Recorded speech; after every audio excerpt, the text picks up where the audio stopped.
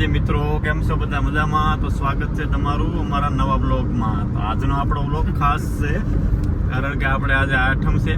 તો આઠમના દિવસે જવાનું છે પહેલા ગરાળ, અને ગરાળથી જવાનું છે તુલસી શ્યામ, ભગવાન શ્યામના દર્શન કરવા માટે. અમે બધા મિત્રો નીકળી ગયા છીએ. હવે વિડીયોમાં આગળ બના રહેજો. હાલો તો મિત્રો, આપણે પહોંચી ગયા છીએ ગરાળ આશ્રમે.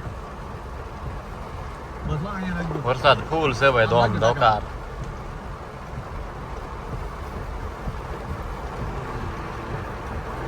કાંઈ નો ઘટે, ખૂબ વરસાદ છે. હવે ઘડીક બેહી. તો મિત્રો, આપણે પહોંચી ચૂક્યા છીએ મંદિરે. હવે આપણે કરશું પુતળા દાદાના દર્શન. પુતળા દાદાના દર્શન કરી અને બાજુમાં છે શિવજીનું મંદિર. તો પછી આપણે તે મંદિરે દર્શન કરશું શિવજીના. ને અત્યારે વરસાદ ખૂબ ચાલુ છે, અમે થોડાક અહીંયા રોકાવાના છીએ ઘડીક. વરસાદ જો ઓછો થઈ જાય તો પછી અમે તુલસી શ્યામ જવા માટે નીકળી જવાના છીએ.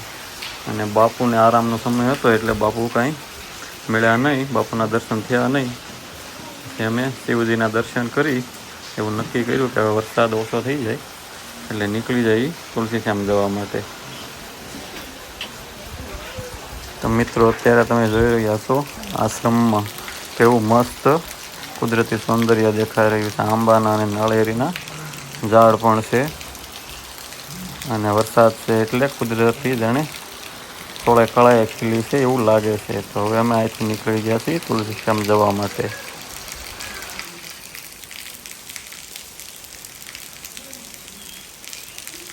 તો મિત્રો, હવે અત્યારે આપણે તુલસી શ્યામનું જંગલ પાર કરીને ગેટ સુધી પહોંચવા આવ્યા છીએ. આગળ મંદિરે પહોંચી જઈશું. વાગ્યા છે અટાણા 5:45. રાત રોકાવાનો જરાક પ્લાન છે, પણ હવે જોઈશી મિત્રો જે રીતે હાલશે એ રીતે કરશું. પાછા અમારા કાનભાઈ છે આડા બહુ હાલે મેળે, સવારમાં વહેલું જવાનું છે બહાર. એટલે પછી મેં કીધું ભાઈ વાંધો નહીં, હાલો આપણે જેવી અનુકૂળતા લાગશે સરખું ટાઈમિંગ બેઠશે એ પ્રમાણે કરશું કામ. બાકી ટ્રાફિક તો પૂરેપૂરું છે. તો અત્યારે આપણે પહોંચી ગયા છીએ તુલસી શ્યામ મંદિરના પટાંગણમાં. તો તમે જુઓ કેવો કુદરતી નજારો દેખાઈ રહ્યો હશે. વરસાદ ચાલુ છે, ચારે બાજુ જંગલ છે, એના કારણે મંદિરનો અદ્ભુત નજારો તમે જોઈ રહ્યા છો.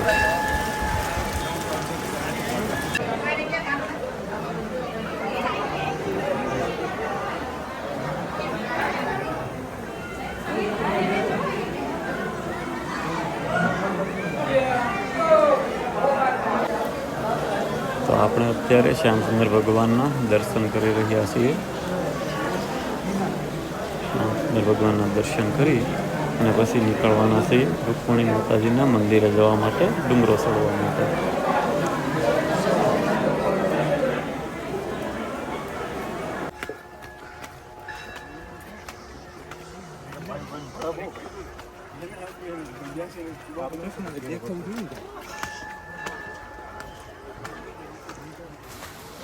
તો મિત્રો, હવે આપણે રુક્ષ્મણી માતાજીના મંદિર તરફ જવા માટે ડુંગરો ચડવાનું ચાલુ કરી દીધો છે. અને તમે જોઈ રહ્યા છો અહીંથી મંદિરનો લુક કેવો આવી રહ્યો છે. તો હવે આપણે ગિરનારના ડુંગરો પહેલાં ચડેલા છીએ એટલે આ ડુંગરો ચડવામાં તકલીફ ઓછી પડે છે. વાંધો ન આવે, બધા મિત્રો જલ્દીથી ચડે છે ડુંગરા તરફ. આ ડુંગરામાં લગભગ 400-450 જેવા પગથિયા છે. તમે જુઓ અહીંથી કુદરતી નજારો મંદિરનો, જાણે સ્વર્ગમાં મંદિર હોય એવું લાગે છે.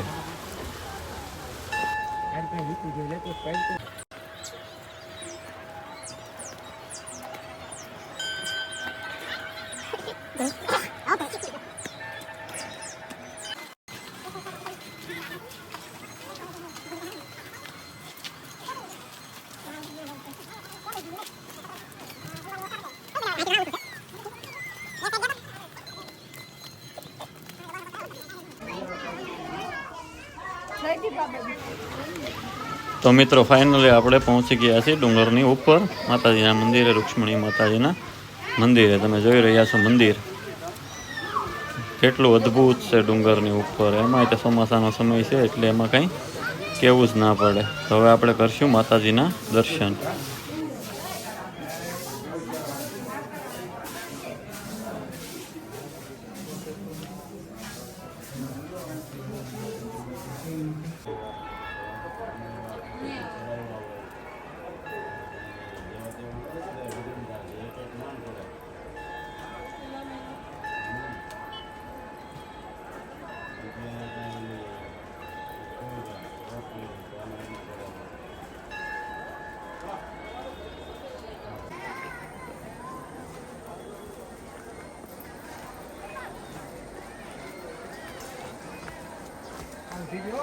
પકડ ને કે દડી જાય.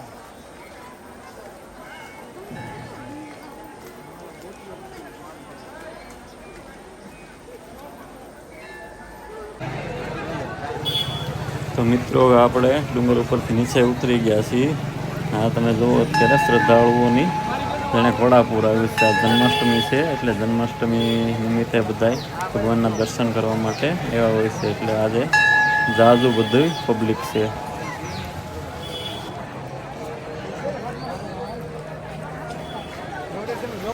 તો મિત્રો હું તમને મંદિરનો પટાંગણ જે છે આખું બતાવવાની કોશિશ કરી.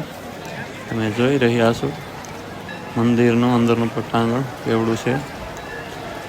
રહેવાની જમવાની બધી સુવિધા અહીંયા ઉપલબ્ધ છે. તમે જોઈ રહ્યા છો કેવડું છે આ આખું ગ્રાઉન્ડ. તો મિત્રો હવે આપણે પહોંચી ગયા છીએ ગરમ કુંડમાં હાથ પગ ધોવા માટે. આપણે નાવાનો પ્રોગ્રામ કેન્સલ રાખેલો છે. હાથ પગ ધોઈ અને પછી આપણે જઈશું ભગવાનની આરતી લેવા માટે. તો અહીંયા આપણે ગરમ કુંડ આવેલા છે તુલસી શ્યામમાં. ત્યાં હાથ પગ ધોઈ લઈએ. બધા શ્રદ્ધાળુઓ અહીંયા તમે જોઈ રહ્યા છો હાથ પગ ધોવે છે, કોઈ નાય છે. તો આપણે હાથ પગ ધોઈ પછી જઈશું ભગવાનની આરતી લેવા માટે. તો હવે આગળ જઈશું આપણે આરતી લેવા.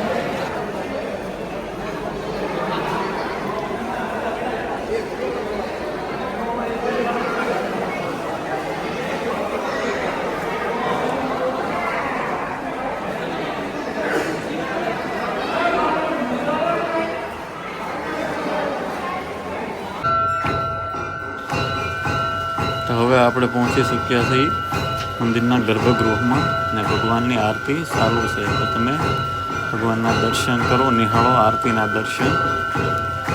ભગવાન શ્યામ સુંદરની આરતી અત્યારે થઈ રહી છે.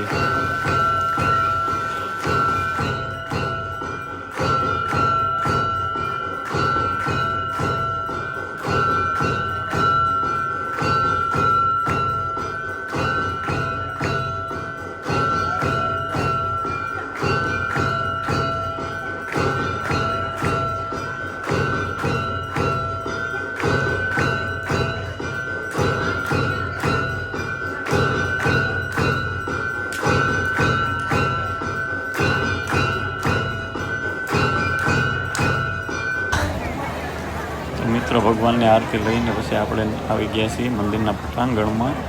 અને ત્યાં આપણે જોવાનો છે લાઇટ શો. કઈ રીતે ભગવાનના મંદિર ઉપર લાઇટ ગોઠવેલી છે અને એનો નજારો કેવો આવી રહ્યો છે જોવા માટે. તો તમે માણો કઈ રીતે લાઇટ શો તમે જુઓ. કેટલું સુંદર લાગી રહ્યું છે ભગવાન શ્રી શ્યામ સુંદરનું મંદિર.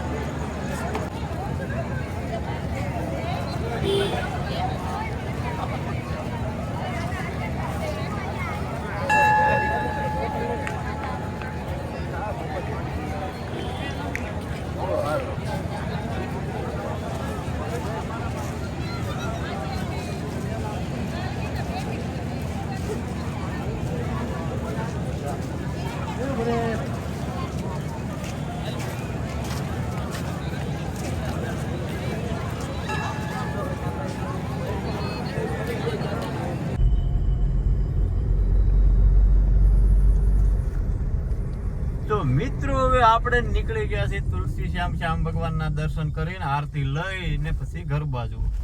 તો હવે આપણે તમે જોઈ રહ્યા છો નેસરનો પાવર કે કેમ કુદરતી વાતાવરણ કેવું મસ્ત છે. અહીંયા વરસાદ થઈ ગયો છે એકદમ શાંત હો રાતે બધું.